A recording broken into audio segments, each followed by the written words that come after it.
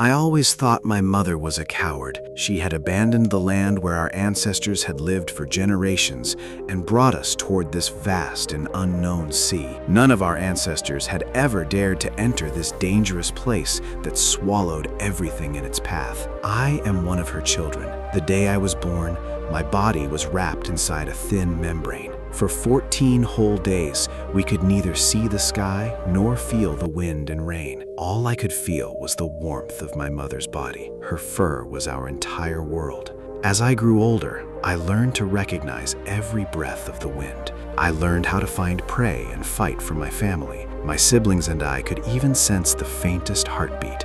That was our art of survival. Then, Mother made a crazy decision. She took us far away from that lonely land. We traveled an exhausting 60 kilometers. According to our rules, no one ever goes more than 10 kilometers away from their territory. That was our limit and our fear of the unknown world. But Mother broke that rule. We passed through crowded cities and walked across burning roads. Every step felt like a battle against death. When the smell of land disappeared and the ocean wind struck our faces, I saw the endless sea for the very first time. It was the greatest fear of my life. But we had no other choice. The sea had never been a place for us to hunt. Still, Mother fought against her fear just to keep us alive. Getting trapped in the waves for even a few minutes felt like death. But this was Mother's only hope. She walked straight into the crashing waves.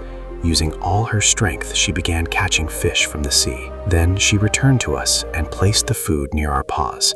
She silently watched us eat. There was no pride in her eyes, only exhaustion and an unbreakable love. At that moment, I realized I was wrong. My mother was never a coward. She did not leave her territory because she was weak. She was searching for a way to save us.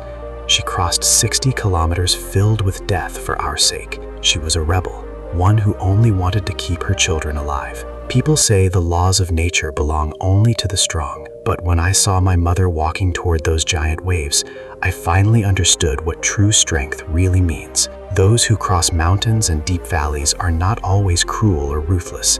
Sometimes they are simply driven by a love that refuses to surrender. A mother's love is the force powerful enough to break even nature's harshest rules.